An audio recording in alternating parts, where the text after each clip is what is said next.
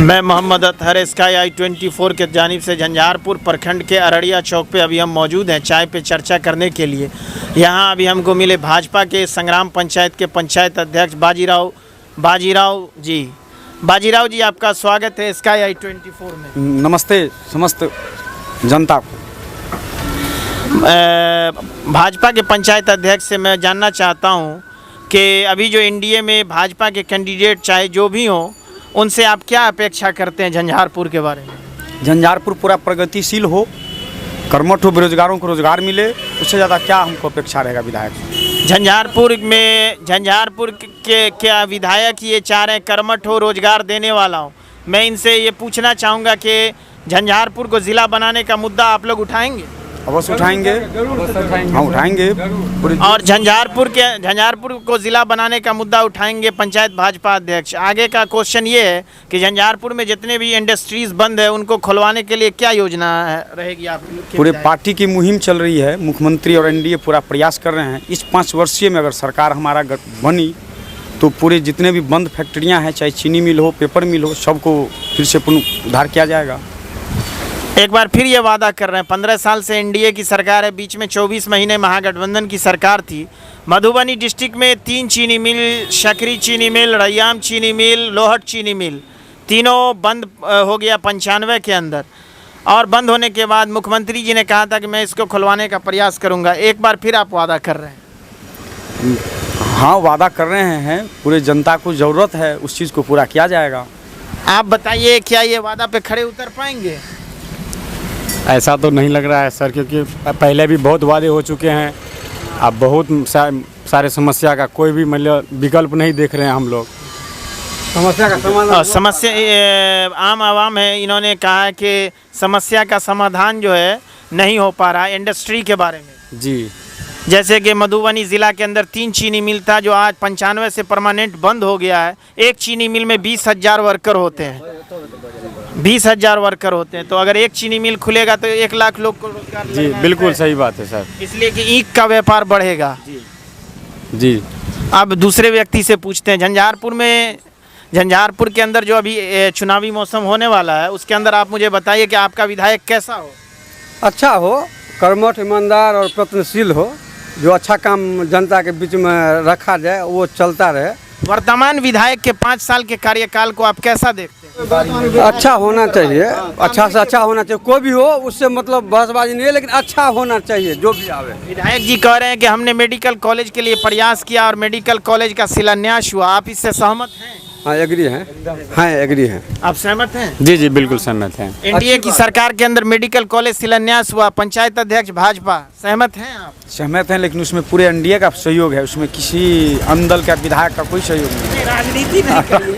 विधायक जो होते हैं उसके अंदर उनका भी एक पावर होता है। एमपी एमएलए चाहे वो जिस भी दल के हो, कोई भी प्रोजेक्ट लगेगा तो शिलापट पे तो उनका नाम होना ही, नाम तो होगा ही, क्योंकि माननीय तो हमारे विधायक थे। हाँ। तो झंझारपुर में मेडिकल कॉलेज जो बन जाएगा इस पंचवर्षीय में, तो झंझारपुर स्वतः डिस्ट्रिक्ट बन जाएगा क्या? प्रयास तो है जिला बनाने का, बहुत कुछ बना है। मेडिकल कॉलेज के साथ और कुछ बन रहा है, जैसे डिस्ट्रिक्ट कोर्ट आ गया, धीरे धीरे प्रयासरत है। मैं बरसात के अंदर देखता हूं कि संग्राम पंचायत में, झंझारपुर प्रखंड में पहली बार 74 साल में कोई कैबिनेट मिनिस्टर संग्राम पंचायत का हुआ है। डॉक्टर संजय झा, जल संसाधन मंत्री के इस अररिया चौक पर हमेशा जल जमाव रहता है। आप क्यों नहीं मंत्री जी से कहते हैं? मंत्री जी से बताया गया है, जल निकासी के लिए प्रयास भी है, वहाँ नाला का उपयोग हो रहा है। अब तो आचार संहिता अभी नहीं बन पाएगा, लेकिन कुछ दिन के बाद वहाँ। आप बताइए मंत्री जी से क्यों नहीं, मतलब बाजीराव जी कहते हैं कि आप जो है सो इसको करवाइए। जी, तो हम लोग भी कह रहे हैं सर, वो तो हम लोग भी। मंत्री से एक बार नहीं कहा गया है, चूँकि मंत्री जी का घर है यहाँ पे। जी जितना ही कहते हैं उतना ही कम होता है। आज तक उन्होंने ध्यान नहीं दिया, जो पानी जल जमाव होता क्यों और किस तरीके से ये काम होना चाहिए, अभी तक इनको कुछ मतलब इस चीज़ का कोई जानकारी मतलब अनसुनी करते हैं। मंत्री जी से नाराज चल रहे हैं, लेकिन मैं देख रहा हूँ कि मंत्री जी के प्रयास से इंजीनियरिंग कॉलेज नहीं, मंत्री जी काम किए हैं, कर रहे हैं। मिथिला हाट जो भारत सरकार का बिहार में पहला प्रोजेक्ट संग्राम पंचायत में लगा, दिल्ली का केंद्रीय कपड़ा मंत्रालय स्मृति ईरानी के जरिए, मिथिला हाट को आप विकास नहीं समझ रहे हैं? बहुत विकास है, आने मंत्री जी काम कर रहे हैं ना? काम कर रहे हैं, छोटा मोटा तो गलती होती है रहती है, वो आ जाएगा, वो NHI का काम है, लेकिन NHI कुछ जमींदार सब नहीं करवा रहे हैं, लेकिन हो जाएगा काम। मंत्री जी ने आपके ट्रॉमा सेंटर बगल में खोला, बिहार का पहला ट्रॉमा सेंटर बना संग्राम पंचायत में। अभी चालू नहीं है ना, उद्घाटन हुआ है, अभी चालू नहीं हुआ। मतलब बन गया, उद्घाटन होगा? होगा। वो चाहेंगे तो बहुत कुछ हो सकता है। अच्छा, वो मंत्री नहीं चाहेंगे तो नहीं हो सकता है, क्योंकि वो जो भी है अररिया का मुख्य पद पे हैं। असल में मंत्री जी तो इलेक्टेड हैं नहीं, वो तो सेलेक्टेड हैं, वो तो आपके वोट से बने नहीं हैं, फिर आपके लिए इतना काम कर रहे हैं, इसको आप कम समझ रहे हैं? नहीं, अच्छा बात है, होना चाहिए, लेकिन उस पर ध्यान वो देंगे तो हो सकता है, बहुत कुछ हो सकता है। और अपेक्षाएं कर रहे हैं डॉक्टर संजय झा जल संसाधन मंत्री जी से। तो अभी आप देख रहे थे संग्राम पंचायत के अररिया चौक पर भाजपा के पंचायत अध्यक्ष हैं बाजीराव जी, उनके पास अभी हम आए थे और यहाँ पे समस्त ग्रामीण से मेरी मुलाकात हुई। और मैं एक नौजवान से ये पूछना चाहूँगा कि शिक्षा के स्तर में, जैसे हायर एजुकेशन में 13 यूनिवर्सिटी है जिसमें प्रोफेसर्स की बहाली अभी तक नहीं हो पाई 15 साल में, सर क्यों आप नहीं? क्या उपेक्षा करते हैं, इस 5 साल में हो पाएगा? सर हमको तो नहीं लग रहा है। इनको नहीं लग रहा है प्रोफेसर्स की बहाली नहीं हो पाएगी? तो आचार संहिता में जब होना था तो होवे नहीं किया, आचार संहिता में क्या आप अपेक्षा रखते हैं? हायर एजुकेशन का हालात ठीक नहीं है, ऐसा कहना है? एजुकेशन बिल्कुल चौपट हो गया इन सरकारों में। तो इसका मतलब है कि जो 90 से पहले वाला जो पॉलिसी, एजुकेशन पॉलिसी था, वो बेहतर था क्या? बेहतर नहीं था तो अच्छा जरूर था, लेकिन अब तो बिल्कुल चौपट हो यानी गया। झोपड़ी के अंदर जो खड़ुआ हाई स्कूल में पढ़ाई होती थी वो बिल्डिंग में अब नहीं है? नहीं, बिल्डिंग में कहाँ से होगा, वो बिल्डिंग ही बिल्डिंग है। अब शिक्षा का मामला वो खत्म हो चुका है। जबकि बड़े बड़े IAS खड़ुआ हाई स्कूल से पढ़ के अभी चंचल कुमार दास हों, हरिवंश लाल दास जो उस गांव के थे, और न जाने हम लोग के BSc सर जो अब रिटायर करके अररिया में रहते हैं, बड़े महान विद्वान लोग खड़ुआ हाई स्कूल में रहे हैं।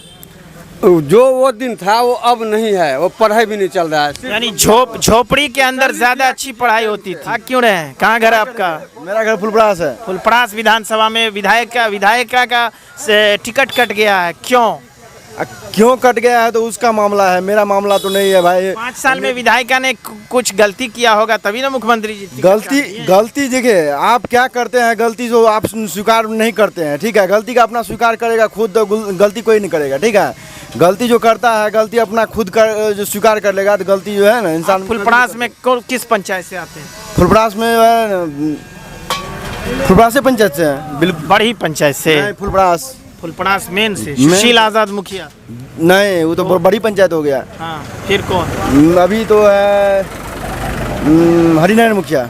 हरिनारायण बाबू जो समाजवादी नेता रहे हैं, उन्हीं के पंचायत से। वो तो बहुत महान आदमी रहे हैं। फिर क्यों जो है चेयरमैन है उसका बेटा अभी। हम जो भी हो, तो क्या हरिनारायण बाबू जैसे लोगों को विधायक नहीं बनेगा आप लोग? बहुत बना सकते हैं, ईमानदार ऑनेस्ट मैन है वो। ऑनेस्ट तो है ही, फिर हरिनारायण बाबू जैसे लोग फुलपरास के विधायक क्यों नहीं हो रहे हैं?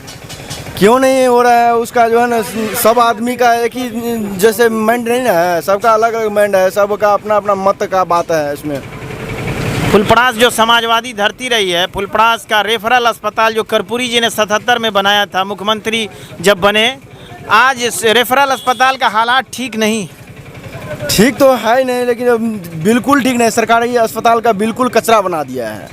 कर्पूरी जी सामाजिक न्याय के पुरोधा थे, तो बहुत बहुत धन्यवाद आपका। फुलपरास विधानसभा के रहने वाले हैं आप? गुड। नाम? ओम प्रकाश यादव। ओम प्रकाश यादव जी। यादव यदुवंशी लफ्ज़ 2013 के अंदर प्रधानमंत्री जी ने शुरू किया था, अब वो बहुत आगे जा चुका है। यादव मुसलमान, दलित, पिछड़ा, अति पिछड़ा पर बहुत राजनीति होती है, मगर पता नहीं क्यों ये इलेक्शन ही में ये सारा चीज़ उखाड़ा जाता है। इलेक्शन के बाद पता नहीं भूल जाते हैं सारे सब आदमी जो है ना मर जाता है इलेक्शन के बाद। इलेक्शन के बाद बहुत बहुत धन्यवाद। चाय पे चर्चा आज बस इतना ही। अररिया चौक से मोहम्मद अतहर, SkyEye 24।